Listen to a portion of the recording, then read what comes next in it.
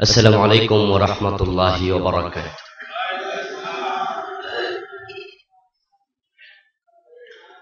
الحمد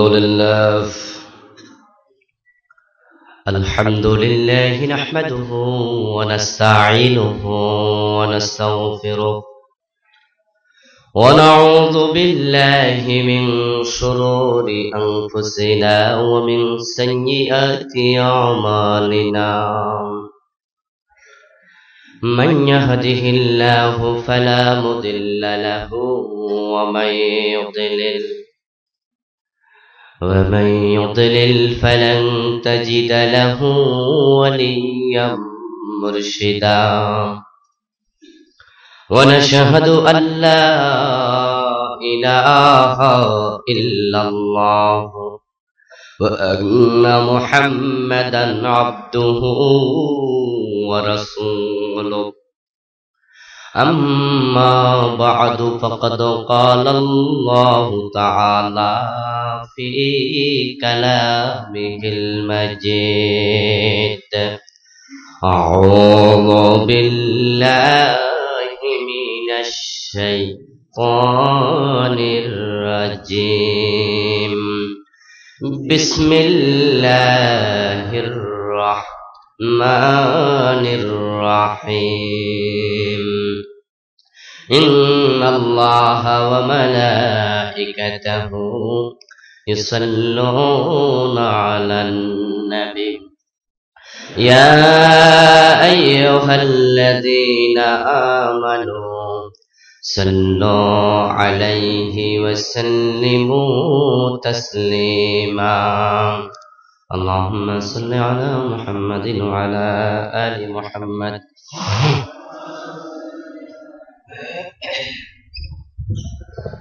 وعلى آل إبراهيم إنك حميد مجيد. اللهم بارك على محمد وعلى آل محمد كما باركت على إبراهيم وعلى آل إبراهيم إنك حميد مجيد. اللهم صل وسلم وبارك عليه. معزز محترم সম্মানিত মুসলিম ভাইরা, আল্লাহ তাআলার পবিত্র দরবারে হাজারো কোটি শুকরিয়া জ্ঞাপন করছি যে মহান মনিব মেহেরবানি করে আমাদের সকলকে যথাসময়ে পবিত্র মসজিদে জুমার নামাজ পড়ার জন্য হাজির হওয়ার তৌফিক দিয়েছেন, সুস্থ রেখেছেন। এজন্য আমরা আল্লাহ তাআলাকে শুকরিয়া জানাই, কৃতজ্ঞতা জানাই, কালিমাতু শুকর করি আলহামদুলিল্লাহ। দুরুদ ও সালাম বিশ্বনবী সাইয়্যিদুল মুরসালিন ইমামুনা কুদওয়াতুনা হাবিবুনা সানাদুনা তাবিবু কুলুবিনা মুহাম্মাদুর রাসূলুল্লাহ সাল্লাল্লাহু আলাইহি ওয়াসাল্লামের উপর সাহাবায়ে কেরাম ও শুহাদায়ে জামির আলা ইল্লিয়িন আল্লাহ তাআলার কাছে কামনা করছি। সম্মানিত ভাইরা, আমরা আখিরাত নিয়ে কথা বলছিলাম। হাশরের মাঠে ইসরাফিল আলাইহিস সালামের সিংহার তৃতীয় ফুৎকার দেওয়ার পরেই আমরা সবাই একত্রিত হব। ও পর্যন্ত আমরা গত জুমার আলোচনায় পৌঁছেছিলাম। কোরআনে কারীম আল্লাহ বলেছেন, সুম্মা নুফিখা ফীহি উখরা ফাইযা হুম কিয়ামুন ইয়ানজুরুন। অতঃপর ইসরাফিল আলাইহিস সালাম আরেকটি বার সিংহা ফুৎকার করবেন, আর ওনার সিংহার ফুৎকারের পরে ফাইযা হুম কিয়ামুন, তখন তারা সবাই দাঁড়িয়ে যাবে, ইয়ানজুরুন, এবং একে অপরের দিকে ভীত বিহ্বল অবস্থায় তাকাতে থাকবে। নতুন একটি জগৎ, নতুন একটি অবস্থা, যা ইতিপূর্বে দুনিয়ার কোনো মানুষ আর কখনো দেখে নাই। তাই প্রত্যেক মানুষ ওই দৃশ্য দেখে দিশেহারা হয়ে যাওয়ার অবস্থা হয়ে যাবে, কিং কর্তব্য বিমূঢ় হয়ে যাবে, চোখ হয়রান হয়ে যাবে, বিশ্বাস করতে পারবে না নিজের চোখকে নিজে। আমি দেখছি। রাসূল সাল্লাল্লাহু আলাইহি ওয়াসাল্লাম বলেছেন, ইউহশারুন নাস ইয়াওমাল কিয়ামাতি সালাসাতা আসলাফ, সিনফান মুশাতাব ওয়া সিনফান রুকবানা। ওয়া সিনফান আলা উজুহিহিম, মানুষ কবর থেকে উঠে তারা 3 দলে বিভক্ত হয়ে যাবে। একদল মানুষ মুশাদা, তারা হবে পদাতিক, কবর থেকে ওঠার সাথে সাথে ফাতাতুনা ফুয়াজা, তোমরা দলে দলে হাজির হবে হাসরের মাঠে। ওরা দল বেঁধে,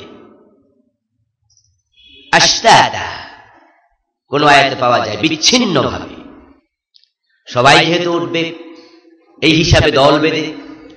আবার প্রত্যেক মানুষ ইয়া নাফসি চিন্তা থাকবে, অন্যের খবর রাখবে না, নিজকে নিয়ে টেনশনে থাকবে, এই হিসাবে বলা হয়েছে আশতাতা, বিচ্ছিন্ন। যদিও দল, কিন্তু বাস্তবে সেখানে তারা প্রত্যেক মানুষ মুনফারিদ হবে, একক হবে। একে অন্যের দুঃখে সেদিন দুঃখী হবে না, অন্যের সুখে সেদিন একে অন্যের সুখে সুখী হবে না। প্রত্যেকটি মানুষের চিন্তা একটাই থাকবে যে আমার কি হবে, আমার কি হবে, আমার কি হবে। ইয়াউমা ইয়াফিরুল মারউ মিন আখিহি ওয়া উম্মিহি ওয়া আবিহি ওয়া সাহিবাতিহি ওয়া বানিহি। আল্লাহ তাআলা বলেন সেদিন বাবা ছেলের পরিচয় দেবে না, স্বামী স্ত্রীর পরিচয় দেবে না, ভাই ভাইয়ের পরিচয় দেবে না। মা তার কলিজার টুকরা সন্তানকে দেখে পালিয়ে যাবে, বাবা পালিয়ে যাবে, ভাই পালিয়ে যাবে। লিকুল্লি ইমরিইম মিনহুম ইয়াউমাইযিন শানুন ইউগনিহি, বরং প্রত্যেকটা মানুষ সেদিন নিজকে নিয়ে তটস্থ থাকবে, চিন্তিত থাকবে। তাই অন্যের ব্যাপারে কোনো খোঁজ খবর নেয়ার মতো মানসিকতা কারো অন্তরে আসবে না। মানুষ 3 ভাগে বিভক্ত হবে। এক ভাগ হেঁটে হেঁটে হাসরের মাঠে রওনা দেবে, ওয়াসিনফান রুকবানা, আরেক ভাগ বড় সৌভাগ্যশালী মানুষ, তারা অত্যন্ত সম্মানী মানুষ। কবর থেকে উঠে তারা দেখবে কবরের পাশে জান্নাতের গাড়ি দাঁড়ায় আছে, সুবহানাল্লাহ। তারা দেখবে ফেরেশতারা তাকে ইস্তেকবাল জানানোর জন্য, স্বাগত জানানোর জন্য জান্নাতের গাড়ি নিয়ে কবরের পাশে আগে অবস্থান করছে। ওই লোকটা কবর থেকে উঠবে, ওঠার সাথে সাথে তাকে তারা বলবে, আপনাকে আল্লাহর পক্ষ থেকে সালাম, এবং আপনি আল্লাহর পাঠানো জান্নাতের গাড়িতে উঠে যান। সে হবে সেদিন সরাসরি জগতের রব আল্লাহ তাআলার মেহমান। এই সৌভাগ্যবান মানুষ যারা, তাদের মতো আনন্দে সেদিন আর কেউ থাকবে না। তারা থাকবে দুশ্চিন্তা মুক্ত। তাদেরকে জান্নাতের গাড়িতে তুলে সরাসরি আরশে আজিমের নিচে নিয়ে যাওয়া হবে। সাবআতুন ইউযিল্লুহুমুল্লাহু ফি যিল্লিহি ইয়াওমা লা যিল্লা ইল্লা যিল্লুহু। আল্লাহর নবী বলেছেন, বুখারীতে এসেছে, হাসরের মাঠ থাকবে রোদে পরিপূর্ণ, সূর্য আসবে খুব কাছে। কিছুক্ষণ পর আমি সেই হাদিসগুলো তুলে ধরব। তবে যারা ভালো মানুষ, 7 ধরনের মানুষ, সৌভাগ্যবান মানুষ, যেদিন আল্লাহর আরশের ছায়া ছাড়া কোনো ছায়া থাকবে না, ওই 7 ধরনের মানুষকে জান্নাতের গাড়িতে করে সরাসরি আরশে আজিমের নিচে নিয়ে যাওয়া হবে। এবং তারা আরশে আজিমের নিচে সামান্য কিছুক্ষণ অবস্থান করবে। সামান্য কিছুক্ষণ অবস্থান করার পরে আল্লাহ তাআলা তাদেরকে বিনা হিসাবে জান্নাতে দিয়ে দেবেন। আল্লাহর নবী সাল্লাল্লাহু আলাইহি ওয়াসাল্লাম বলেছেন, ওয়াদানি রাব্বি আয়াদখুলা মিন উম্মতি 70 আলফা লা হিসাবা লাহুম ওয়ালা আযাব আলাইহিম। বিশ্ব নবী বলেন, আল্লাহ আমার সাথে ওয়াদা করেছেন, আমার উম্মতের মাঝ থেকে 70,000 লোককে হিসাব নেবেন না, কোন রকমের আযাব দেবেন না, বিনা হিসাবে বিনা আযাবে শুরুতে জান্নাতে দিয়ে দেবেন। 70,000। তবে 70,000 যদি সংখ্যায় 70 থাকতো, তাহলে এটা শুনে আমাদের আপ্লুত হওয়ার কোনো কারণ ছিল না। কারণ সাহাবায়ে কেরামের সংখ্যাই ছিল 1 লাখের উপরে। বিদায় হজের দিন সাহাবী উপস্থিত ছিলেন আরাফার মাঠে 1,14,000। আজ এর আগে এবং পরে যে সকল সাহাবী ইন্তেকাল করেছেন, বিদায় হজের মাসে মাঠে আসতে পারেন নাই, তাদের সংখ্যা আরো 10,000। তাহলে শুধু সাহাবীর সংখ্যাই তো 1,24,000। তো জান্নাতে যাবে বিনা হিসাবে 70,000। আপনারা বলবেন তো? শুধু সাহাবী তো বলবে না সবাই। কিন্তু সৌভাগ্য ওই সমস্ত লোকদের জন্য যারা পরবর্তী হাদিসের মুখাতাব। অন্য হাদিসে রাসূল বলেছেন, মা কুল্লি আলফিন 70 আলফা। ওই 70,000-এর প্রতি হাজারের সাথে আল্লাহ তাআলা বোনাস হিসাবে আরো 70,000 উম্মতকে বিনা হিসাবে জান্নাত দিয়ে দেবেন। তাহলে এবার সংখ্যা অনেক হয়ে যাবে। এখন চাইলে আপনারা আমরা যদি চেষ্টা করি তাহলে তাদের দলভুক্ত হওয়া কঠিন নয়। কারণ আল্লাহ তাআলা তার কোন বান্দার উপর জুলুম করবেন না। বরং আমরা যেহেতু শেষ জামানায় এসেছি, নবী দেখি নাই, সাহাবী দেখি নাই, তাবি দেখি নাই, তবে তাবি দেখি নাই, উলামায়ে মুতাকাদ্দিমিন মুতাআখিরিন দেখি নাই। এই জন্য এখন শেষ যুগের লোকেরা যদি মোটামুটি ইসলাম মানে, সামর্থ্যের আলোকে ইসলাম ফলো করে, আশা করা যায় আল্লাহ তাআলা তাদেরকেও তাদের দলভুক্ত করে দেবেন। এই যুগে জান্নাতি কমে যাবে, এটা হাদিসে পাওয়া যায়, কোরআনেও পাওয়া যায়। কিন্তু যে কয়জন জান্নাতি থাকবে তারা থাকবে আল্লাহর হাবিবের খুব প্রিয় ভাজন। কারণ শেষ জামানার উম্মতের ঈমানের উপরে টিকে থাকা অনেক কঠিন, যেটা আগেকার জামানায় এতটা কঠিন ছিল না। আমার ভাইয়েরা, ইসলামী হুকুমত যখন ছিল তখন নামাজ না পড়লে জেলে নেওয়া হতো, বোরকা না পরে বের হলে তাকে অ্যারেস্ট করা হতো, রোজার দিনে হোটেল খোলা রাখতে দেয়া হতো না, সুদী ব্যাংক ছিল না, সুদের ব্যবসা ছিল না, মদের জন্য বার খোলা ছিল না, ড্যান্স ক্লাব ছিল না। তো একজন মানুষ যদি চাইতো ইসলামের উপরে টিকে থাকা, সহজেই টিকে থাকতে পারত। আর আজকে বাংলাদেশের অবস্থা হলো বাইন মাছের মতো, চারিদিকে কাদা। ওই কাদার ভিতরে বাইন মাছ থাকবে, তার গায়ে কাদা লাগবে না, এটা অনেক কঠিন। তাই এই সমাজে যে কয়টা মানুষ ভালো থাকবে, আমরা আশা করি আল্লাহ তাদেরকেও সে সম্মানের আসনে আসীন করবেন। এই জন্য আমরা সকলে চেষ্টা করা দরকার, আল্লাহ যেন ওই বোনাস 70,000-এর মাঝে আমাদের অংশগ্রহণ করার সুযোগ দিয়ে দেন, বলেন আমিন। প্রতি হাজারের সাথে 70,000। এই হলো একটা সারি। আর আরেক দল আছে, সিনফান আলা উজুহিহিম, যারা বড় হতভাগ্য, যারা অত্যন্ত দুর্ভাগা, হতভাগা, তারা কবর থেকে উঠবে। ওঠার সাথে সাথে তাদের মাথা চলে যাবে নিচের দিকে, পা গুলা চলে যাবে আকাশের দিকে। অর্থাৎ তারা কবর থেকে উঠেই উল্টে যাবে। তারা তখন হাঁটবে আলা উজুহিহিম, মাথার উপরে নয় বরং মুখের উপরে। তাদের মাথাটা আস্তে করে বাঁকা হয়ে যাবে, তারপরে মুখের উপরে তারা হাঁটতে থাকবে। সাহাবায়ে কেরাম হাদিস শুনে অবাক হলেন, প্রশ্ন করলেন, কাইফা ইয়ামশুনা আলা উজুহিহিম, হে আল্লাহর হাবিব, মানুষকে আমরা পায়ের উপরে হাঁটতে দেখেছি, কিন্তু কোনোদিন মুখের উপরে হাঁটতে দেখি নাই, মানুষ কিভাবে মুখের উপরে হাঁটবে? আল্লাহর নবী তখন বললেন, আল্লাহর কসম করে বলে, ওয়াল্লাযী নাফসি বিয়াদিহি, আল্লাহর কসম যার হাতে আমার প্রাণ, ইন্নাল্লাযী আমশাহুম আলা আকদামিহিম কাদিরুন আলা আন ইউমশিয়াহুম আলা উজুহিহিম, যে আল্লাহ দুনিয়াতে মানুষকে পায়ের উপরে হাঁটাচ্ছেন, কিয়ামতের দিন কিছু অন্যায়কারীকে, অপরাধীকে মুখের উপরে হাঁটানোর ক্ষমতাও আল্লাহর আছে। ওই লোকগুলো উল্টে যাবে। আর উল্টে যাবে তো তারাই যারা দুনিয়াতে শরীয়তের উল্টা চলেছে, দ্বীনের উল্টা চলেছে।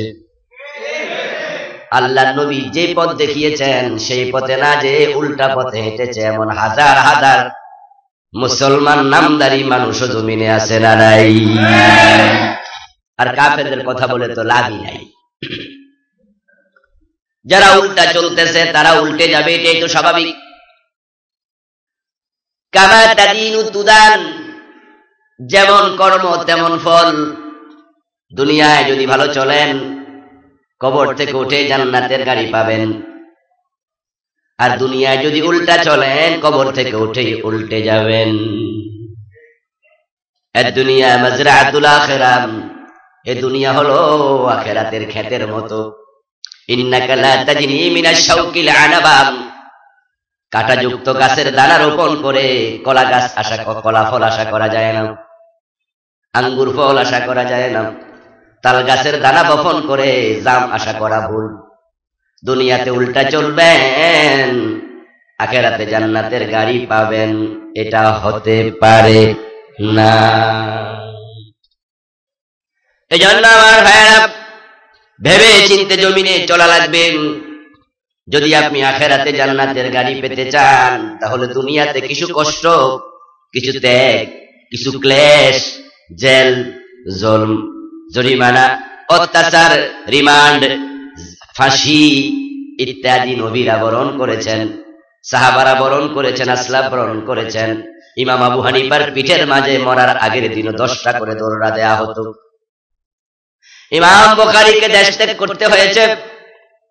বিশ্বনবী মুহাম্মদুর রাসূলুল্লাহ সাল্লাল্লাহু আলাইহি ওয়াসাল্লামকে জেলে থাকতে হয়েছে, দাঁত দিতে হয়েছে, বেলালের গলায় রশি লাগিয়ে টানছে, খাব্বাবের পিঠের মাঝে আগুনের শেখা দিয়ে গর্ত করে ফেলেছে, আমির হামজার কলিজাটা বের করে কাঁচা সাবায়া সাবায়া মাটিতে ফেলেছে, হযরত ইমাম হুসাইনের দেহ থেকে কল্লা কেটে বিচ্ছিন্ন করা হয়েছে।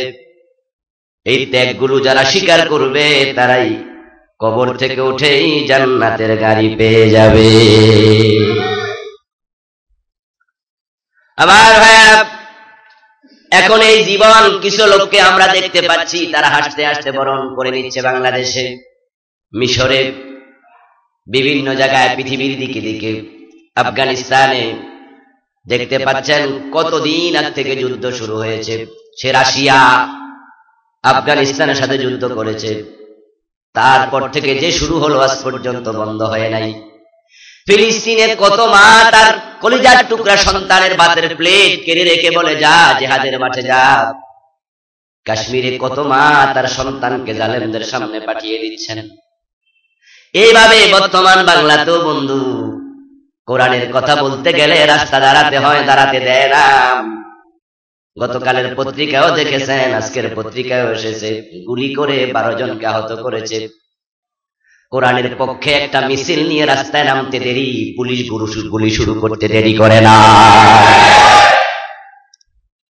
পুলিশ এমন ভাবে গুলি শুরু করে, মানে মনে হয় যেন ভিনদেশী কোন যোদ্ধাদের সাথে যুদ্ধে নামছে। আজীব কাণ্ড। ঘর থেকে ধরে নিয়ে তারপরে ক্রস ফায়ার, গুম, বাহিরে বের হলে খুন, ঘরে থাকলে গুম। হচ্ছে কারা? যারা কোরআনওয়ালা মানুষ, ডানপন্থী মানুষ। রাস্তায় নামলে গুলি শুরু হয়ে যায়। কি অবাক কাণ্ড, যেটা আমরা কোনোদিন আগে কল্পনাও করি নাই, দেখা দূরের কথা। আমার ভাইয়ারা, এটা শুধু বাংলাতে নয়, মিশরের দিকে তাকায় দেখেন, ইসলামপন্থী মানুষ রাস্তায় নেমেছিল, একদিনে গুলি করে কয়েক হাজারকে মেরে ফেলেছে। কি বিচার হয়েছে? কিচ্ছু হয় নাই, হবেও না। কাশ্মীরের দিকে তাকান, প্রতিদিন মুসলমানের রক্ত জমিন লাল হয়ে যাচ্ছে। সমাধান কোথায়? আদৌ হবে কিনা আমরা জানি না। ফিলিস্তিনের দিকে তাকান, এমন কোন দিন নাই যেদিন কোন মুমিনের রক্ত জমিনে পড়ছে না, কোন মা ইজ্জত হারাচ্ছে না, কোন বাচ্চা বাপ হারাচ্ছে, হারিয়ে এতিম হচ্ছে না। প্রতিদিন এভাবে মুসলমানের রক্তে জমিন লাল হবে। আর যে মুমিনরা হাসতে হাসতে নিজের মৃত্যুটাকে কাছে পেতে চাইবে, শাহাদাত চাইবে, ওই লোকগুলো কবর পর্যন্ত অপেক্ষা করা লাগবে না, হাসর পর্যন্ত যাওয়া লাগবে না। যারা শহীদ হয় তাদের রক্ত জমিনে পড়ার সাথে সাথে আল্লাহ তাদের সব গুনাহ মাফ করে দেন এবং শহীদদের রূহটাকে সরাসরি জান্নাতে পাঠিয়ে দেন। কবর থেকে তুলে জান্নাতের গাড়িতে তুলবে, তারপরে আরশে আজিমের নিচ দিয়া শাহাদা শহীদদেরকে জান্নাতে দেবে, এমন কোন হাদিস নাই। বরং যারা শহীদ তাদের ব্যাপারে ভিন্ন কথা কোরআনে আল্লাহ বলেছেন, ওয়ালা তাকুলু লিমান ইউকতালু ফি সাবিলিল্লাহি আমওয়াত। শহীদদেরকে তোমরা মৃত বলো না, বরং তারা জীবিত। বাল আহইয়া ওয়ালাকিন লা তাশউরুন, তারা জীবিত কিন্তু তোমরা বোঝো না। জীবিত মানুষের খাবার প্রয়োজন আছে, পানীয়ের প্রয়োজন আছে। ইনদা রাব্বিহিম ইউরযাকুন। তাই কোরআনে আল্লাহ বলেন যারা শহীদ হয় তারা কবরে ঘুমায়া থাকে না, বরং তারা আল্লাহর কাছে রিজিক পেতে শুরু করে দেয়। আল্লাহর হাবিব বলেছেন শহীদের রূহটাকে জান্নাতের সবুজ পাখির ভিতরে ভরে আল্লাহ জান্নাতে ছেড়ে দিয়ে বলেন, যাও কুল মা শি'তা, মনে যা চায় জান্নাত থেকে ভোগ করতে শুরু করে দাও। আমার ভাইয়েরা, তবে প্রতীকী অর্থে শহীদদেরকে যেখানে দাফন করা হয় তারাও সেখানে কিয়ামতের দিন উঠবে, তবে তাদের রূহটা কিন্তু জান্নাতে আগেই চলে গেছে। ওটা হলো প্রতীকী অর্থে। বাস্তবে কোরআন বলছে, হাদিস বলছে তারা মরার সাথে সাথে জান্নাত পেয়ে গেছে। সুবহানাল্লাহ। তাদেরকে মৃত বলতে নিষেধ করা হয়েছে। আমার বন্ধুগণ, এখন জান্নাতের গাড়ি যদি পেতে চান তাহলে সোজা হয়ে চলা লাগবে, জীবনটাকে জান্নাতের রাস্তায় চালানো লাগবে। আর যারা উল্টা চলেন, দুনিয়া বড়ই ক্ষণস্থায়ী, আজ আছে কাল নাই। কবরে যাওয়ার আগ থেকে ফেরেশতার সাথে সাক্ষাৎ হবে। ফেরেশতা ওই উল্টা মানুষগুলাকে দুনিয়ায় থাকতে জাহান্নামের চাবুক দিয়ে পিটাতে শুরু করে দেবে। ওয়ালাউ তারা ইয ইয়াতাওয়াফাল্লাযীনা কাফারুল মালাঈকাতু ইয়াদরিবুনা উজুহাহুম ওয়া আদবারাহুম ওয়া যুকু আযাবাল হারীক। আল্লাহ বলেন, হে নবী, যারা কাফের, যারা জালেম, ফেরেশতা যখন তাদের জান কবজ করতে আসে তখনই তাদেরকে জাহান্নামের চাবুক দিয়া চেহারা এবং পিঠের মাঝে পিটাতে শুরু করে দেয়। এটা চলতে থাকবে। আর কবর থেকে উল্টায়া তুলে মুখের উপরে হাঁটাবে। তারা মুখের উপরে হাঁটতে হাঁটতে হাসরের মাঠের দিকে যাবে। ফায়ুখাযু বিন নাওয়াসি ওয়াল আকদাম। এই জাতীয় জালেমদের কোনো হিসাব লাগবে না। ফেরেশতা তাদেরকে যখন দেখবে তারা উল্টে উল্টে আসে, তখন তাদের কদমে এবং তাদের কপালের চুলের মাঝে ধরে উল্টা করে মেরুদণ্ডের হাড্ডিটা ভেঙে গোল বানায়া জাহান্নামের দিকে নিক্ষেপ করতে শুরু করে দেবে। নাউযুবিল্লাহ। আমার ভাইয়েরা, এখন প্রশ্ন, তারা উল্টা উঠে বুঝলাম, কিন্তু মাথার উপরে হাঁটবে না, মুখের উপরে হাঁটবে কেন? উল্টিলে তো মাথাটা নিচে থাকে। কিন্তু আল্লাহ মুখের উপরে এই জন্যই হাঁটাবেন, এই জমিন অপরাধীরা যত অপরাধ করে অধিকাংশ অপরাধ করে মুখ দিয়ে, ঠিক না? হ্যাঁ, আল্লাহর হাবিবকে এক সাহাবী প্রশ্ন করেছেন, মা তাখাফু আখওয়াফু আলাইয়া ফাআখাযা বিলিসানি নাফসিহি ফাকালা হাযা। একজন ব্যক্তি বিশ্ব নবীকে প্রশ্ন করলেন, ইয়া রাসূলুল্লাহ, আমাকে জাহান্নামে নিতে পারে এমন শত্রু, সবচেয়ে বড় শত্রু যার ব্যাপারে আপনি আশঙ্কা করেন, সে কে? আল্লাহর নবী তখন ওনার জিহ্বা সামান্য একটু বের করলেন, বের করে জিহ্বার মাঝে ধরে বলেন, হাদা, তোমার সবচেয়ে বড় দুশমন তোমার নিজের জিহ্বা। তো জিহ্বাটা তো মুখে থাকে, ঠিক না? এজন্য আল্লাহ উল্টা করে হাঁটাবে। মায়ের পেটে আল্লাহ সন্তানকে হারাম খাওয়ান না, কিন্তু সুদ, ঘোষ, অন্যায়, অনাচার যা করে টাকা কামাচ্ছে, হারাম গুলো মুখ দিয়ে সাপ্লাই করছে পেটে। আর মুখটাই, ঠোঁট, এই রসনা তো মুখের মাঝেই আছে। আল্লাহ তাআলা মায়ের হায়েজের রক্ত সন্তানের খাবার বানিয়ে সাপ্লাই করছেন, নাভি দিয়ে, মুখ দিয়ে নয়। কারণ যেই মুখ দিয়ে এসে আল্লাহু আকবার বলবে, সুবহানাল্লাহ বলবে, কালেমা পড়বে, ওই মুখটাকে আল্লাহ মায়ের পেটেও হারাম থেকে পবিত্র রেখেছেন। অথচ দুনিয়াতে এসেই হারাম খাওয়ার প্রতিযোগিতা শুরু করে দিচ্ছে। এখন বাংলাদেশে কে কত বেশি হারাম খাইতে পারে, এটা নিয়ে প্রতিযোগিতা চলছে, ঠিক না? ঠিক কুত্তার মতো। কুকুর যেমন মরা গরুর জন্য প্রতিযোগিতা করে। মরা গরু খাওয়া কি জায়েজ? হারাম না? হারাম। এই জন্য মানুষ গরু মরে গেলে ফেলে দেয়, কিন্তু আপনি যা ফেলে দিলেন সেটা আপনার কাছে মূল্যহীন, হারাম। কুকুরের কাছে অনেক দামি জিনিস। তাই ওই মরা গরুর জন্য কুকুরগুলো কিলাকিলি শুরু করে, ঘেউ ঘেউ করে একটা আরেকটারে দৌড়ানি মারে। এবং এমন অবস্থাও হয়, দুই কুত্তা মারামারি করতেছে, মাঝখান দিয়া শকুন খাইয়া চলে যাচ্ছে। আছে না নাই? তাহলে অবস্থা, দুনিয়া পাওয়ার জন্য আমাদের দেশের লোকেরা চাঁদাবাজি করবে, এলাকা দখলের হিড়িক পড়া যায়। সরকার যখন চেঞ্জ হয় তখন চাঁদাবাজিও এলাকা ভিত্তিক চেঞ্জ হয়। আমার এরিয়া দখলের প্রতিযোগিতা চলে, তখন দেখা যায় দলের লোকেরা গুলি করে। আছে না? আমাদের তেজগাঁও এরিয়াতে আমি যেখানে চাকরি করি, এই তো গত গভর্নমেন্ট যখন ক্ষমতায় আসলো, আসার 1.5 থেকে 2 মাসের মাথায় কারণ বাজার এরিয়ার একজন বড় সন্ত্রাসী, আমরা খুব কাছ থেকে চিনতাম তাকে, পিস্তল নিয়ে হাঁটতো, ওকে তুলে নিয়ে গাজীপুরে হত্যা করছে। 3 দিন পরে লাশ পাওয়া গেছে। তা আমরা বললাম, তার জন্য বড় আফসোস, গত 5 বছর সরকার ক্ষমতায় ছিল না তার দলের, তাই সে কিছু পায় নাই, উপাস ছিল, পেটটা খালি ছিল। এখন তার সরকার ক্ষমতায় আসছে আর হে মরে গেল। গুলি করে কে বা কারা মেরেছে, পরে শোনা গেছে তাদের 2 গ্রুপ। কারণ বাজার তো বিশাল ব্যাপার, আপনারা জানেন, সেখানে কাঁচা বাজার আছে, কত, সারা বাংলাদেশের সবচেয়ে বড় কাঁচা বাজার। চাঁদার একটা বড় আখড়া, ট্রাক থেকে শত শত ট্রাক প্রতিদিন আসে। রাত্রিবেলা সেখানে ঢোকা যায় না গাড়ির জন্য। তো প্রতি ট্রাক থেকে 500 করে চাঁদা নিলে প্রতি রাতে কত হাজার কত লাখ টাকা। এখন এই চাঁদা এগুলো জায়েজ তো না? অত্যন্ত উপাদেয় খাবার, ভিটামিন যুক্ত খাবার, বিনা কষ্টে পয়সা।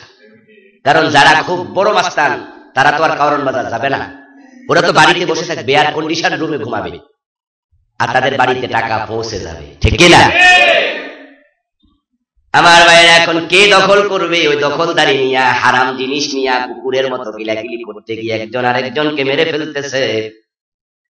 এই জমিনে যারা হারাম খাওয়ার জন্য প্রতিযোগিতা করছে, আল্লাহ তাদেরকেই মুখের উপর হাঁটাবেন।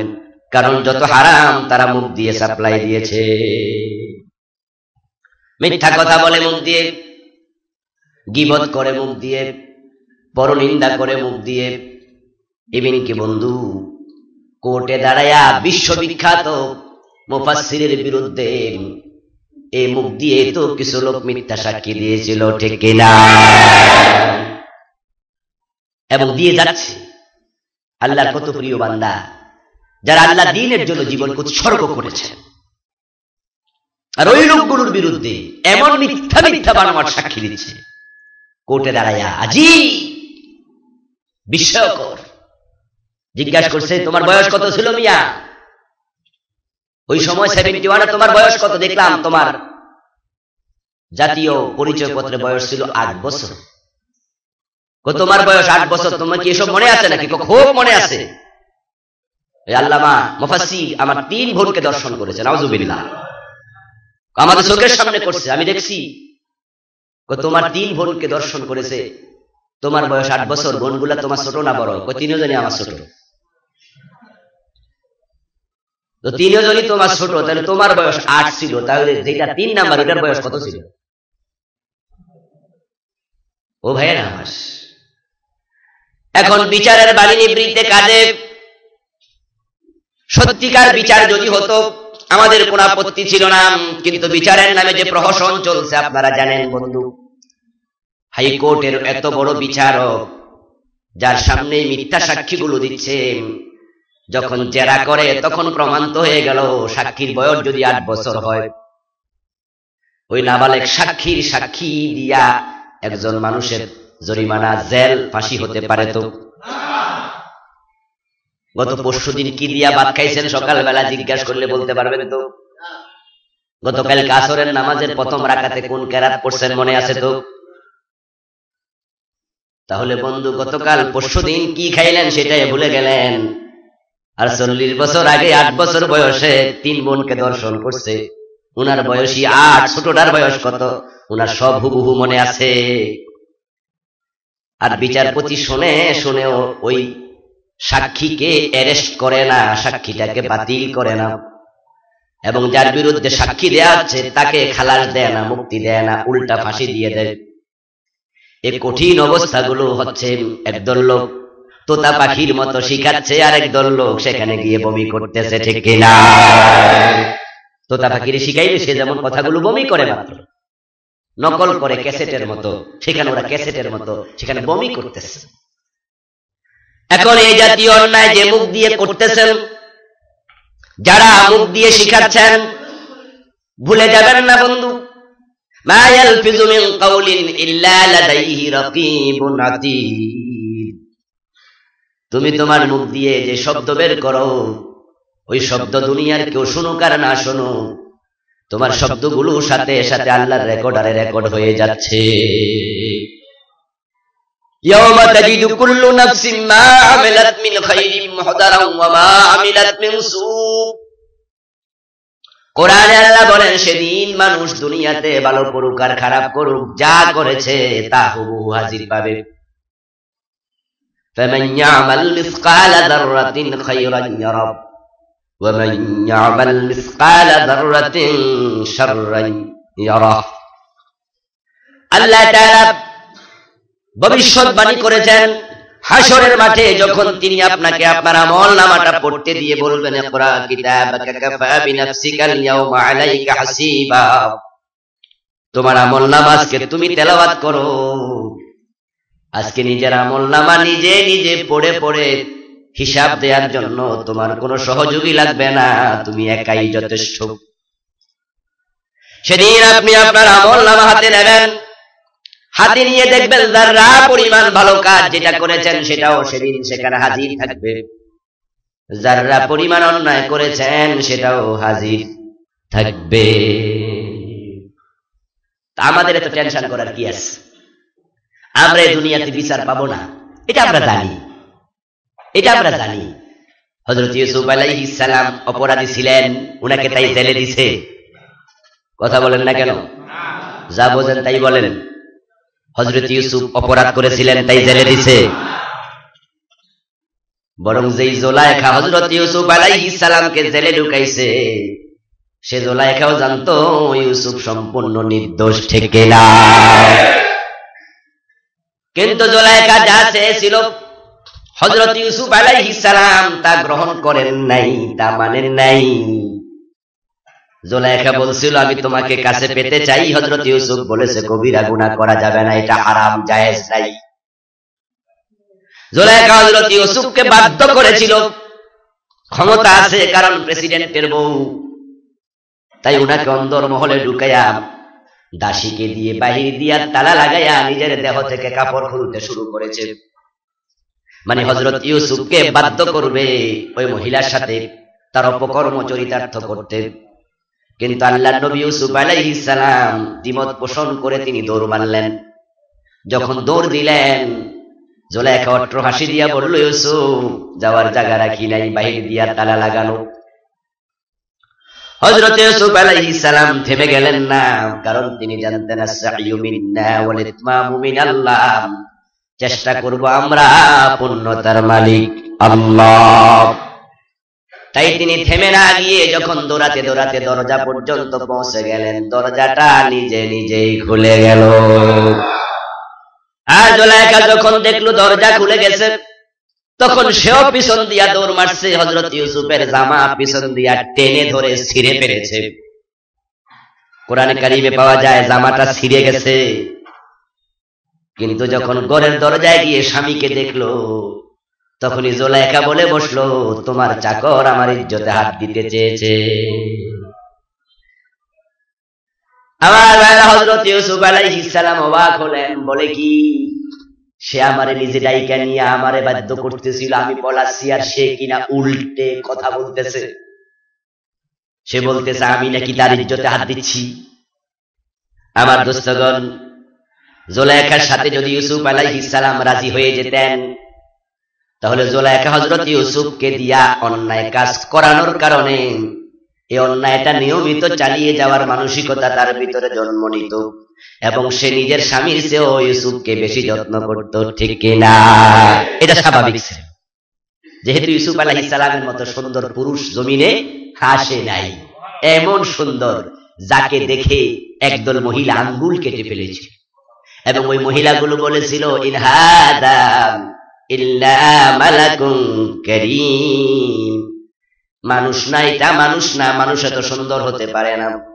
মহিলাগুলো বলে এটা আল্লাহর সম্মানিত ফেরেশতা। হযরত ইউসুফ বড় সুন্দর মানুষ, সুবহানাল্লাহ।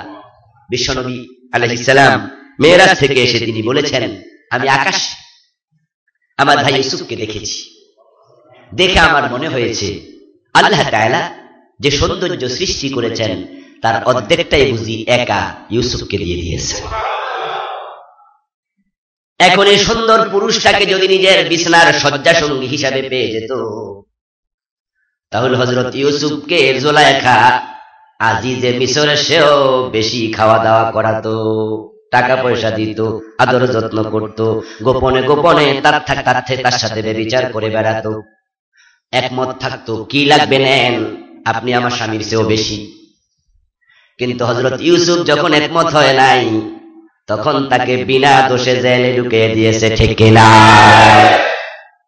তো আজকে বাংলার যিনি শ্রেষ্ঠ মুফাসসির, দুনিয়া কাঁপানো মুফাসসির, তাম দুনিয়ার মানুষ যাকে মুফাসসিরে কোরআন হিসাবে চিনত 40 বছর ধরে, উনিও যদি বর্তমান জালেমদের সাথে একমত থাকতেন তাকেও পীরের মর্যাদা দেয়া হতো, ঠিক কিনা?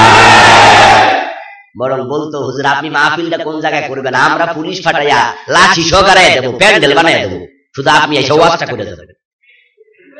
হালুয়া রুটি কত লাগবে, টাকা কত চাই, কিন্তু উনি তো জালেমদের সাথে একমত নন, ঠিক না? তিনি তার পুরা জীবন বাঘের মতো হুঙ্কার দিয়ে গর্জন দিয়ে বলেছেন জমিন আল্লাহর, আল্লাহর জমিনে আল্লাহর আইন ছাড়া কারো আইন গ্রহণযোগ্য হবে না, মানা যেতে পারে না। এখন ক্ষমতা আছে, তাই জুলাইখা বিনা দোষে ইউসুফ আলাইহিস সালামকে জেলে ঢুকিয়ে দিল। বর্তমান জুলাইখাদের হাতেও ক্ষমতা আছে এবং তারাও জানে এত বড় মুফাসসির যার হাতে হাজারের উপরে কাফের মুসলমান হয়েছে, তিনি দর্শনকারী হতে পারে না। তারা বুঝে, আপনারাও বুঝেন, আপনারা যারা ওনারে পছন্দ করেন না হেরাও বুঝে কথাটা মিছা। আমার ভাইরা, আপনি প্রয়োজনে তার একটা ক্যাসেট বাড়িতে নিয়ে লুকায়া লুকায়া সিঁড়ির মাঝে লাগাইয়া শুনেন, শোনার পরে 10 মিনিট 20 মিনিট শুনতে থাকুন মনোযোগ দিয়ে, তারপরে ক্যাসেটটা বন্ধ করে নিজের বিবেকটাকে নিজে প্রশ্ন করুন এই মুফাসসির দর্শনকারী হতে পারে কি? আপনার বিবেক উত্তর দেবে অবশ্যই না। তার তাফসীর শোনার জন্য বাংলাদেশের লোকেরা দল ভুলে যেত, মদ ভুলে যেত, দুপুর সকাল বিকাল বুঝতো না, মাঠ ভরে যেত। এবং তিনি যখন কোরআন তেলাওয়াত করতেন তখন মনে হতো এত মজায় বুঝি কোরআনটা আবার নাজিল হচ্ছে। আমার ভাইরা, কি জাদুকরি ছন্দ, কণ্ঠের কি মজা, শব্দের কি জাদুকর, কি চমৎকার উপস্থাপনা। মূর্খ লোক থেকে শুরু করে পিএইচডি হোল্ডার পর্যন্ত সবাইকে সমানভাবে বোঝাতে পারতেন। আল্লাহ কি যোগ্যতা তারে দিয়েছেন। কত মাহফিল কত জায়গায় হয়, কিন্তু আমরা তো কোনো মাহফিলে দেখি না কোন কাফের মুসলমান হচ্ছে। এই সিজনে তো আমিও 150-র উপরে মাহফিল করে ফেলছি, গতকালকে 2টা করছি। এই যে কণ্ঠ কুলাচ্ছে না এই সমস্ত কারণে প্রতিদিন একটা তো কম্বল সারি কখন যে শুরু হয়েছে ভুলে গেছি, শেষ এপ্রিলের শেষ দিকে। কই আমার হাতে তো একজন মুসলমান হয় নাই। আপনাদের সাভারে কত মাহফিল হচ্ছে, যান, আজকেও হবে কত জায়গায়, গতকালকে হয়েছে, আগামী দিন হবে। দেখেছেন নাকি কোথাও কাফের মুসলমান হচ্ছে? কোন মাহফিলের স্টেজে হয় নাকি এগুলো? এটা সোজা ব্যাপার না, এটা হলো কারামত, এটা কারামত, এটা কারামত। আমার ভাইয়েরা, আপনার মুখ থেকে তাফসীর শুনে, কোরআন শুনে একটা কাফের দিল পরিবর্তন হয়ে যাওয়া এটা সহজ কোনো ব্যাপার নয়। হযরত শাহজালাল, শাহ মখদুম, খান জাহান আলী মাইনুদ্দিন চিশতি আজমিরি রাহিমাহুমুল্লাহ, উনারা যখন বাংলাদেশে এসে ইসলামের দাওয়াত দিয়েছেন, তখন আমরা দেখেছি শাহজালাল রহমতুল্লাহ আলাইহির হাতে হাজার হাজার লোক, হাজার হাজার হিন্দু দলে দলে মুসলমান হয়েছিল, ঠিক কিনা? ইতিহাসের পাতায় আপনারা দেখেছেন। যখন তিনি ইয়ামান থেকে বাংলাদেশে আসেন, সিলেটের রাজা ছিল গুরু গোবিন্দ, কিন্তু গুরু গোবিন্দের পরাজয়ের পরে হযরত শাহজালালের মাধ্যমে তামাম বাংলাতে ইসলাম প্রসারিত হয়ে গেল, হিন্দুরা মুসলমান হয়ে যাচ্ছে। হযরত মাইনুদ্দিন চিশতি রাহিমাহুল্লাহ আরব থেকে এসেছেন ভারতীয় উপমহাদেশে, অসংখ্য কাফের তার হাতে মুসলমান হয়েছে। যাদের হাতে কাফের মুসলমান হয় তাদেরকে আমরা আল্লাহর ওলি বলে থাকি। এই জন্য হযরত শাহজালালকে আমরা আল্লাহর ওলি ফির বলি, মাইনুদ্দিন চিশতিকে বলি, খান জাহান আলীকে বলি, শাহ মাখদুমকে বলি, কারণ তারা যে আল্লাহর প্রিয় বান্দা, কাফের তাদের হাতে মুসলমান হওয়াটাই প্রমাণ করে তাদের কারামত ছিল, ঠিক কিনা? আর আমাদের আকীদা হচ্ছে কারামাতুল আউলিয়া হাক্কুন, ওলিদের কারামত সত্য। ঠিক বাংলাদেশে আমরা এমন একজন মুফাসসির পেয়েছিলাম যার খুব কম মাহফিল ছিল, যেই মাহফিলে কাফের মুসলমান হতো না।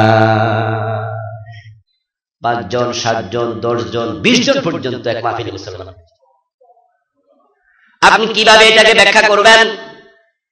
কিভাবে আপনি ব্যাখ্যা করবেন?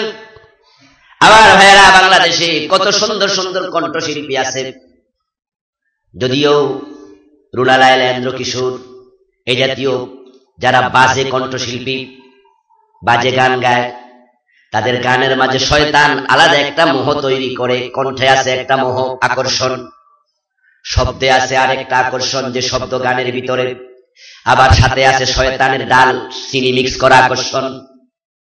4-5টা আকর্ষণ এক জায়গায় করেও রুলালাইলার গান শোনার জন্য মাঠে যেই পরিমাণ লোক হাজির হয়, আর ওই মুফাসসিরের তাফসীর শোনার জন্য হাজির হয় তার চেয়ে কম না বেশি? অথচ আমরা জানি তাফসীর শুনতে গেলে শয়তান বাধা দেয়, ঠিক কিনা? 144 জারি হয়, সরকার বাধা দেয়, যাওয়ার সময় কষ্ট, আসার সময় কষ্ট, তারপরও দেখা যায় উনার তাফসীরে মানুষ হতো ওই খারাপ লোকদের তুলনায় অনেক বেশি। আপনি এটাকে কিভাবে ব্যাখ্যা করবেন? আমার ভাইরা, লোকটার কথার মাঝে জাদুকরী প্রভাব ছিল। আল্লাহর নবী নিজে বলেছেন, ইন্না মিনাল বায়ান লা সিহরা, কিছু কিছু লোকের বক্তব্যে জাদুর মতো প্রভাব থাকে। আল্লাহ তাআলা এমন একজন লোককে আমাদের মাঝে দিলেন যে তার ছেলের লাশকে সামনে রেখে আল্লাহকে সাক্ষী রেখে বলেছিল, আল্লাহর কসম করে, ইজ্জতের কসম, জাতের কসম করে বলি, 71-এর কোন কাদা তার গায়ে লাগে নাই। এবং তাকে আমি বলতে শুনেছি, তিনি বলেছেন, যদি 71 সনের কোন কাদা আমার গায়ে লাগে, আমি কোন অপরাধ করে আমি যেন নবীর শাফাআত না পাই। আমার ভাইয়েরা, এই কথাটা আপনি কখন বলবেন? যখন আপনি নিজের ব্যাপারে 100% ক্লিয়ার থাকবেন, ঠিক কিনা?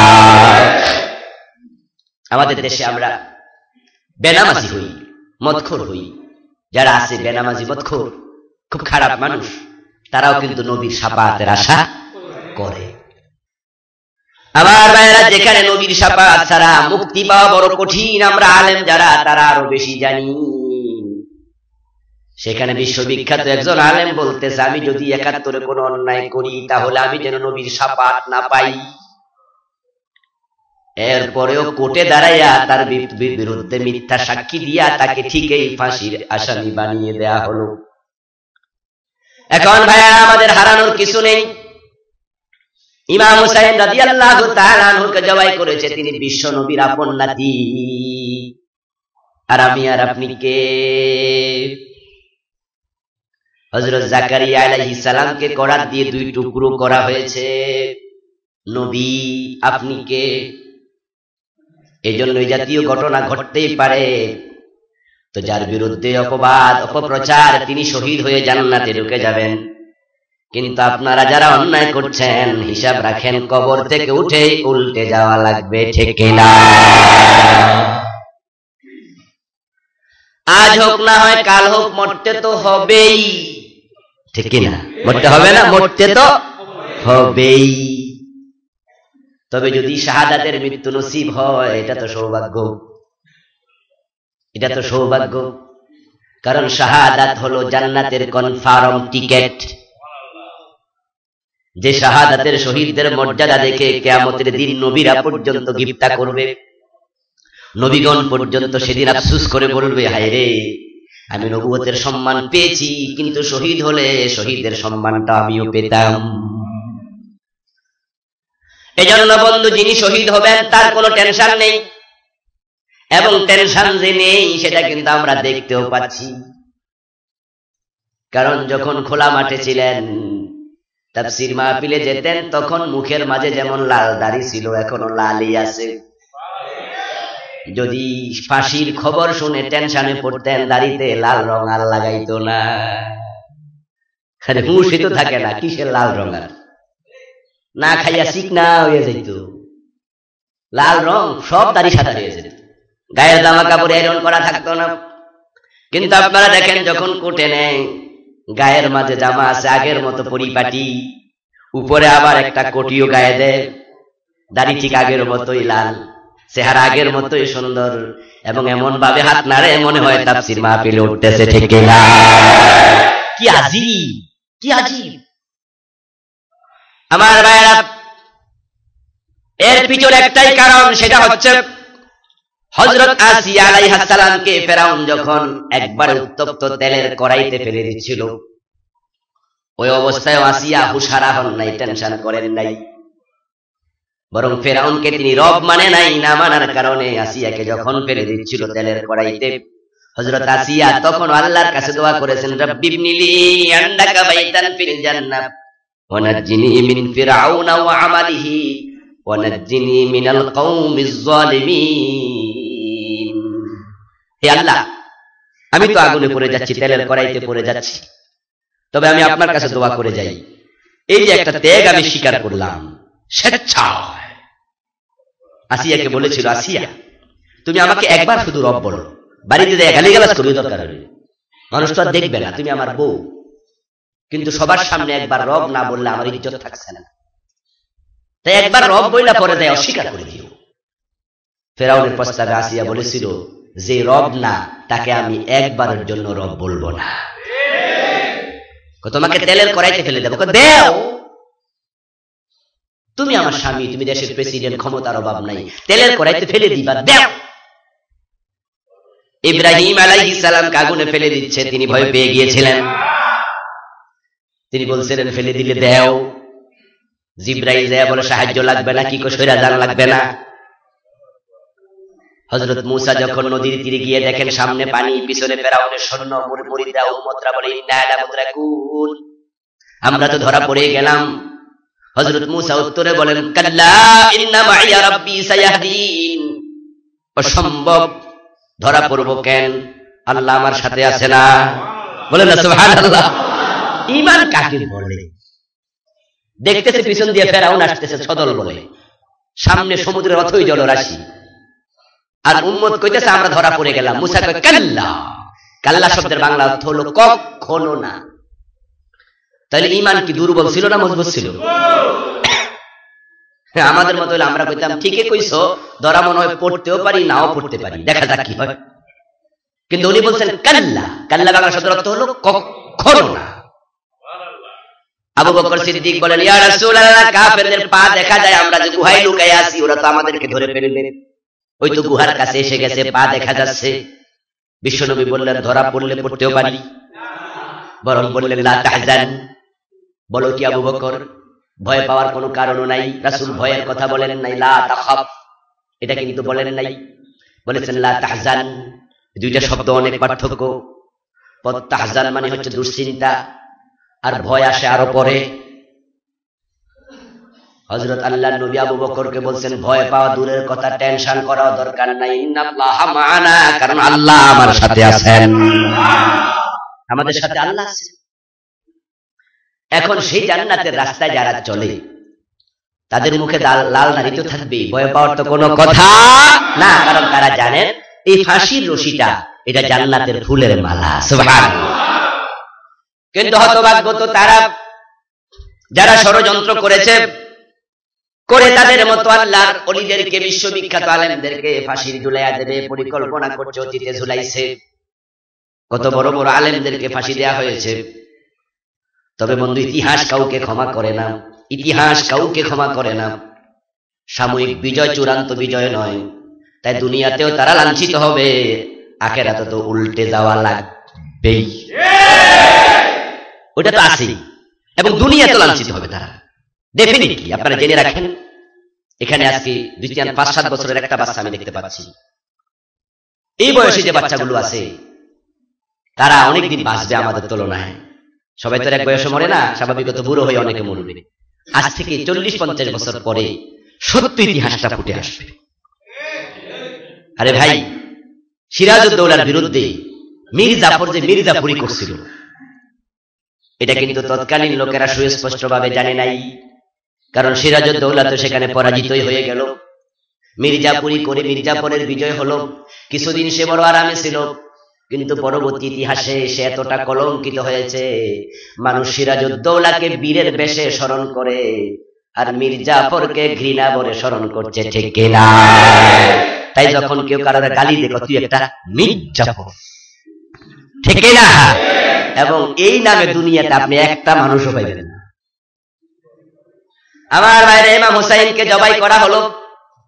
জবাই করে ইয়াজিদ সাময়িক বিজয়ী হয়েছে বটে, কিন্তু ইতিহাসের পাতার দিকে তাকাইলে কি দেখেন? যে ইমাম হুসাইনের কল্লা নাই দেহের মাঝে, যে হুসাইনের দেহ থেকে মাথা বিচ্ছিন্ন করে বর্ষার আগায় ঢুকায়া, তারপরে ইরাকের ফোরাত কুল থেকে সিরিয়ার দামেস্ক পর্যন্ত এভাবে মানুষকে দেখাইতে দেখাইতে নিছে। তারা বুঝাইছে, দেখো আমাদের মহামতি ইয়াজিদের সাথে দ্বিমত করার কারণে কি শাস্তি, কি লাঞ্ছনা, দেখো দেহ থেকে মাথা বিচ্ছিন্ন করে বর্ষার ভিতরে ঢুকাইয়া নিচ্ছি। আর ইয়াজিদের সামনে নিয়ে ইমাম হুসাইনের মাথাটাকে মাটির মাঝে ধপাস করে ফেলে দেওয়া হয়েছিল।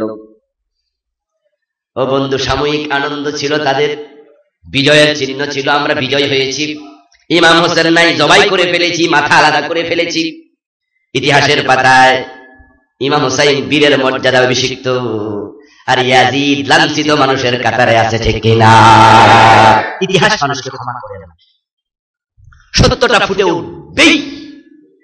তাম দুনিয়াতে ইয়াজিদ খুঁজে পাওয়া যায়? এই নামে কোন মানুষ আছে ইয়াজিদ? আপনি এখন তাম দুনিয়াতে খুঁজলে পাবেন না। আর হোসাইন নামে মানুষ আছে না নাই? তাহলে উনি কি মরে গেছেন? উনি জীবিত আছেন, বীরের ভেসে আছেন। আমার ভাইয়েরা, ইমাম হুসাইনের কবর আছে ইরাকের নাজাফে, কিন্তু ইয়াজিদের কবরটা কই আছে জানেন তো? দুনিয়ার কেউই জানে না। আপনি জানবেন কেমনে? কারণ ইয়াজিদ ইন্তেকালের আগে তার সন্তানদেরকে ডেকে নিয়ে বলেছিল, আমি এমন একটা অপরাধ করেছি যে অপরাধের কোনো ক্ষমা নাই। আমার সৈন্যরা রাসূলের দৌহিত্র ইমাম হুসাইনের মাথা কেটে ফেলেছিল। দুনিয়ার মানুষ আমাকে এতটা ঘৃণা করতেছে, আমি টের পাইতেছি। আর পরের লোকেরা যে আমার ক্ষমতা যখন থাকবে না তখন যে কি করে সেটা তো বুঝাই যাচ্ছে। ক্ষমতা থাকতে জুতা খাওয়া লাগতেছে, ঠিক কিনা? বাংলাদেশের বিভিন্ন জায়গায় টের পাচ্ছেন না? এত ক্ষমতা ধরলেই গুলি, তার মাঝে জুতা মারতেছে। আমাদের কচুয়া কিছুদিন আগে বিশাল মাহফিল হলো। ওই মাহফিল আপনার যে বেটার বলছিল ধাক্কা দিয়ে রানা প্লাজা আপনারা ফাইনাল নিয়েছেন সাভারের লোকেরা, ওই বেটা সেখানে গরু দিছে কয়েকটা। এবং আপনারা জানেন ওই মাহফিলটা যারা আয়োজন করে ওই মাদ্রাসার লোকগুলো নিরীহ, এবং তারা একটা পীর সাহেবের মুরিদ, সরাসরি কোন রাজনৈতিক দলের সাথে জড়িত না। কয়েকটা গরু দিয়েছে, দান করেছে, মুসল্লিদেরকে জবাই করে খাওয়ান। কিন্তু এখনকার পাবলিক গরু খাইয়া জালেমদের ক্ষমা করতে রাজি না, ঠিক কিনা? যতই গরু দেও আমরা তোমার জুতা দেব, আসো।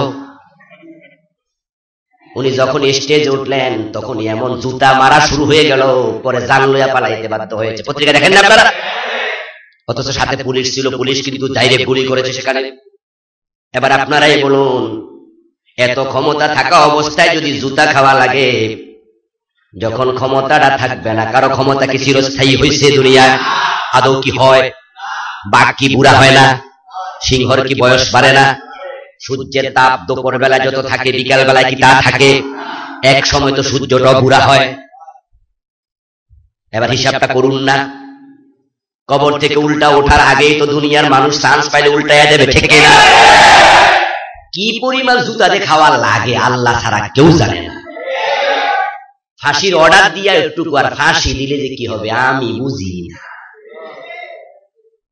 আমার ভাইরা, ইয়াজিদও বুঝেছে এটা, তাই তার সন্তানদেরকে বলেছে আমার মৃত্যুর পরে আমাকে রাত্রি বেলায় কোন এক পাহাড়ের গুহায় নিয়া তাড়াতাড়ি ঢুকায়া মাটি চাপা দিয়ে চলে আইসো, সাথে লোকজন নেবে না, কারণ মুসলমানরা আমার কবর কই আছে যদি টের পায়, আবু জাহেলের বাড়িতে যেমন টয়লেট বানাইছে তার বাড়ির তার কবরকেও টয়লেট বানাবে, ঠিক না?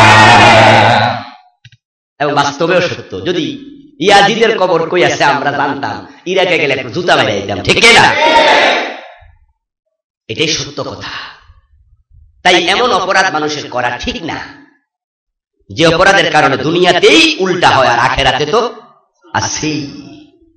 আমার ভাইরা, কবর থেকে উঠে ওই লোকগুলো উল্টো উল্টো যাবে, কেউ হেঁটে হেঁটে যাবে, কেউ গাড়িতে চড়ে চলে যাবে। যারা গাড়িতে চলে যাবে তারা তো জান্নাত পেয়ে যাবে, আর যারা উল্টা যাবে তারা বিনা হিসাবে জাহান্নামী হয়ে যাবে। আর যারা হেঁটে হেঁটে যাবে তারাই হলো বন্ধু হাসরের মাঠের জনতা। তারা হাসরের মাঠের কাছে গিয়ে দেখবে আগ থেকে হাসরের মাঠ প্রস্তুত হয়ে আছে।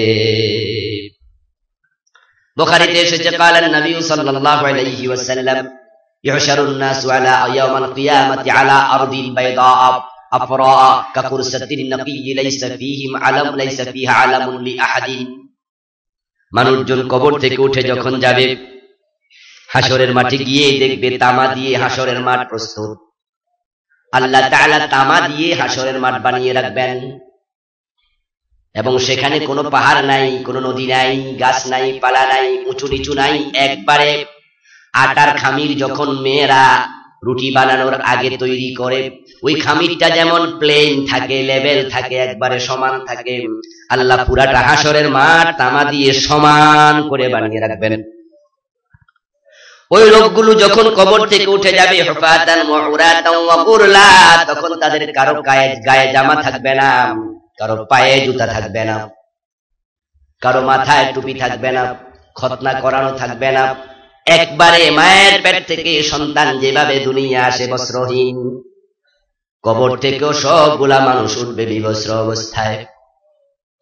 উঠে তারা হাঁটতে হাঁটতে হাসরের মাঠ পর্যন্ত চলে যাবেন। হাদিস খানা শুনে মা আয়েশা সিদ্দিকা রাদিয়াল্লাহু তাআলা আনহা প্রশ্ন করলেন, ইয়া রাসূলুল্লাহ, আর-রিজালু ওয়ান-নিসাউ জামিআন ইয়ানজুরু বা'দুহুম ইলা বা'দিন। হুজুর, পুরুষ মহিলা সবাই তো থাকবে, কারো গায়ে কাপড় থাকবে না, কি লজ্জার ব্যাপার হয়ে না দাঁড়াবে, একজন আরেকজনের দিকে তাকাবে, কি লজ্জা। আল্লাহর নবী শুনে বলেন, আয়েশা, আল-আমরু আশাদ্দু মিন আন ইয়ানজুরা বা'দুহুম ইলা বা'দ। হাসরের মাঠের বিভৎসতা, ভয়াবহতা এতটা মারাত্মক আকার ধারণ করবে, কার গায়ে কাপড় আছে কার গায়ে নাই নিজেরই হুঁশ থাকবে না, অন্যের দিকে তাকাবে, লজ্জা পাবে, এই সমস্ত কল্পনায় তো আসে না।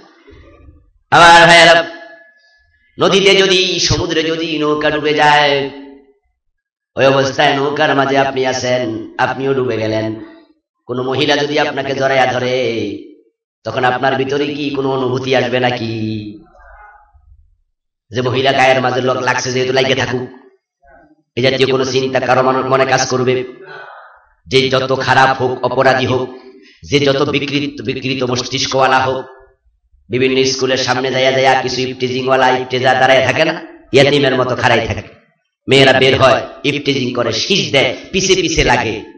বলুন, যে জাতীয় একটা ইফতেজারও যদি ওই নৌকায় থাকে, অন্য একটা মেয়ে বাঁচাও বলে তাকে জড়াইয়া ধরে, সেও বুঝি জড়াইয়া থাকতে দেবে? বরং সেও তাড়াতাড়ি গলা থেকে হাত ছুটায় বলবে, তুই যা, ঠিক না? আমার ভাইরা, যদি পানিতে পড়ে এরকম হয়, হাসরের মাঠে কেমন হবেন যেদিন মা তার সন্তান দেখলে পরিচয় দেবে না।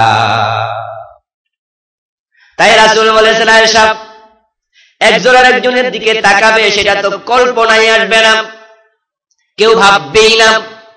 বরং প্রত্যেক মানুষ নিজকে নিয়ে এতটা তটস্থ থাকবে, অন্যের দিকে তাকানোর মতো ফুরসত নাই, সামান্য ফুরসত পাবে না। হাঁটতে হাঁটতে হাসরের মাঠে ঢুকবেন, ঢুকে মানুষ দেখবে তুদনা শামসি ইয়াওমাল কিয়ামাতি মিনাল খালকি হাত্তা তাকুনা কামিকদারি মিলিন।